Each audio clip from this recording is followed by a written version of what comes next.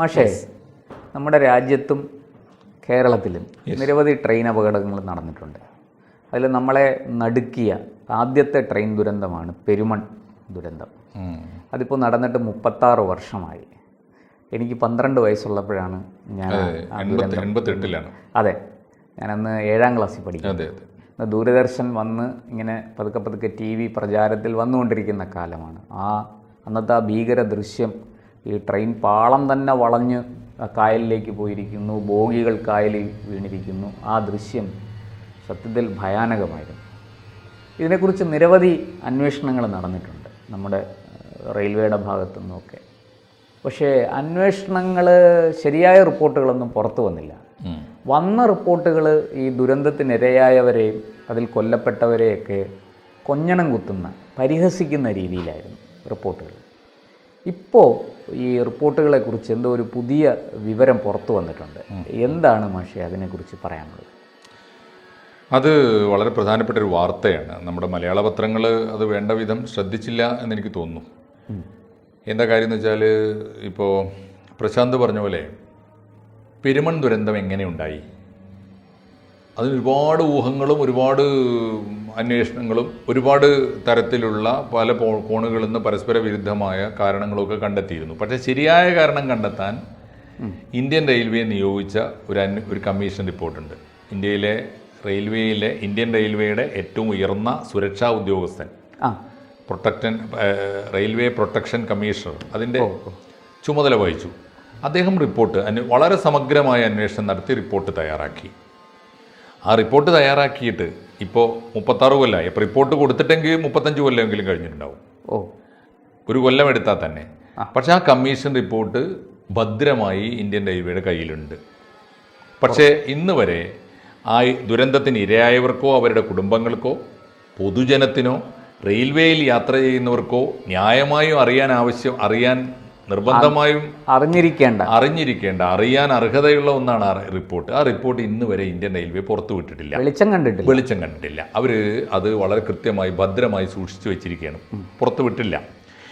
ഇപ്പോൾ ഈ കഴിഞ്ഞ മാസം ഇന്ത്യയിലെ ഒരു സാധാരണ പൗരൻ, നിങ്ങളുടെ അഷ്ടമുടി അല്ലേ ആ സ്ഥലത്തിന്റെ ശാസ്താംകോട്ടയിലെ കൊല്ലത്തിനും ഇടയ്ക്കാണ് ഇത്, ഒരു സാധാരണ പൗരൻ, ഈ ഒരുപക്ഷെ ആ കുടുംബത്തിന്റെ തന്നെ, ഈ പെരിനാടെന്ന് പറയുന്ന റെയിൽവേ സ്റ്റേഷൻ കഴിഞ്ഞാണ് ഇത് വരുന്നത്, ശാസ്താംകോട്ട, ഈ പെരുമൺ പാലം വരുന്നത്. അത് സംഭവം വളരെ സിമ്പിളാണ്.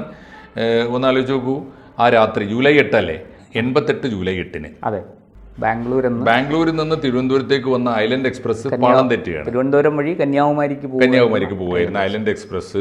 ഈ പാലത്തിൽ വെച്ച്, ഒരു പാലമാണ് അല്ലേ അവിടെ, ആ പാലത്തിൽ നിന്ന് പാളം തെറ്റിയിട്ട് കുറേയേറെ, എനിക്ക് തോന്നുന്നു 6-7 ബോഗികൾ നമ്മുടെ അഷ്ടമുടി കായലിലേക്ക് വീഴുകയാണ്. ഇതാണ് അപകടം. 105 പേര് മരിച്ചു. അപ്പൊ ഇപ്പോ ഇതെങ്ങനെ സംഭവിച്ചു എന്നറിയാൻ എല്ലാവർക്കും അറിയേണ്ട കാര്യമാണ്, അവകാശമുണ്ട്. അതിനെതിരായി അവിടുത്തെ ഒരു ശ്യാംദാസ് എന്ന് പറയുന്ന ഒരു സാധാരണ മനുഷ്യൻ, ഒരു പൗരൻ, 36 കൊല്ലമായി, ഒരുപക്ഷെ അതിൽ ജീവൻ നഷ്ടപ്പെട്ടവരുടെ കുടുംബം കൂടി ആവാം. എങ്ങനെയാണ് ഈ തീവണ്ടി പാളം തെറ്റി, എന്താണ് സംഭവിച്ചത് എന്നറിയാൻ ഞങ്ങൾക്ക് അവകാശമുണ്ടല്ലോ. എന്താണ് റെയിൽവേ സുരക്ഷാ ഉദ്യോഗസ്ഥൻ്റെ അന്വേഷണ റിപ്പോർട്ട് വെളിപ്പെടുത്തണം എന്ന് ഞങ്ങൾക്ക് അതിൻ്റെ കോപ്പി വേണമെന്ന് പറഞ്ഞ് അപേക്ഷ കൊടുത്തു. അപ്പോഴാണ് ഇദ്ദേഹം വിവരാവകാശ പ്രകാരം RTI പ്രകാരം റിപ്പോർട്ട് കൊടുത്തു. അപ്പോൾ അദ്ദേഹത്തിന് കിട്ടിയ അദ്ദേഹത്തിന് കിട്ടിയ മറുപടി, അദ്ദേഹത്തെ വിവരാവകാശ നിയമം പഠിപ്പിക്കുകയാണ്. RTIയുടെ ഇന്ത്യൻ വിവരാവകാശ നിയമം 8(1) വകുപ്പിലെ 2 ഉപവകുപ്പുകൾ പ്രകാരം താങ്കൾക്കിത് തരാൻ നിവൃത്തിയില്ല. 2 ഉപവകുപ്പ്, ഒന്ന് B ആണ്, ഒന്ന് D ആണ്. ഒന്നെന്താന്ന് വെച്ചാൽ, ഈ രേഖ കോടതിയിൽ ഹാജരാക്കാൻ പാടില്ല. ഇതൊരു പക്ഷേ കോടതിയിൽ ഹാജരാക്കിയേക്കും, അത് റെയിൽവേക്ക് നഷ്ടം ഉണ്ടാക്കും.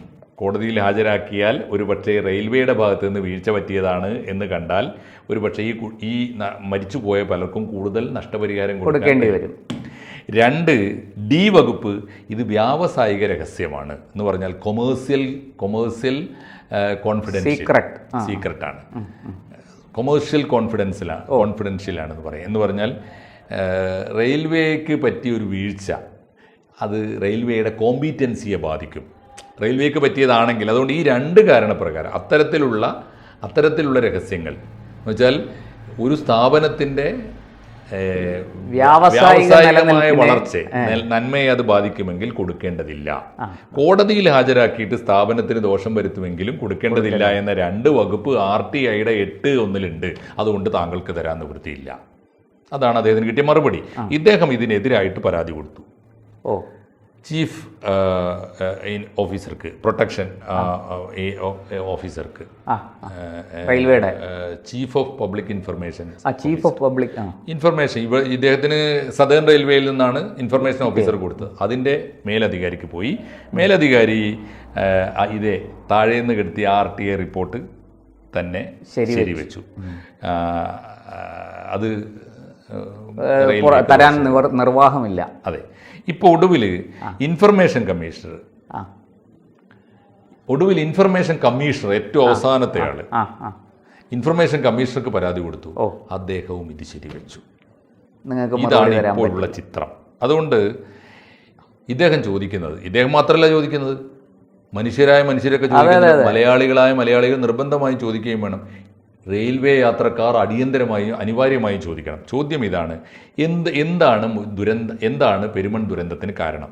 പ്രധാനപ്പെട്ട 4 കാരണങ്ങളാണ് അന്ന് ചൂണ്ടിക്കാണിച്ചിരുന്നത്. 4 കാരണങ്ങൾ. 1, ടൊർണാഡോ വന്നു എന്നാണ്. എന്നുവെച്ചാൽ ആ സമയത്ത് ഒരു ചുഴലിക്കാറ്റ് അവിടെ എവിടെയോ അടിച്ചിരിക്കണം എന്നാണ് ഒരു സാധ്യത പറഞ്ഞത്. 2, വണ്ടി പാലത്തിലൂടെ പോകുമ്പോൾ പാലിക്കേണ്ട വേഗതാ നിയന്ത്രണം പാലിക്കാതെ അമിത വേഗത്തിൽ കടന്നുപോയി. 3, തീവണ്ടിയുടെ ചക്രത്തിന് കാര്യമായ കേടുപാടുണ്ടായിരുന്നത് ശ്രദ്ധിക്കാതെ അശ്രദ്ധയോടെ വണ്ടി ഓടിച്ചു. 4, പാളത്തിൻ്റെ ആ ഭാഗത്ത്, പെരുമൺ ഭാഗത്ത് പാളത്തിന് വിള്ളലോ കേടുപാടോ വന്നത് ബന്ധപ്പെട്ട ഉദ്യോഗസ്ഥന്മാർ ശ്രദ്ധിക്കാതെ പോയി. 4 കാരണങ്ങളാണ്. 4-1 കാരണം.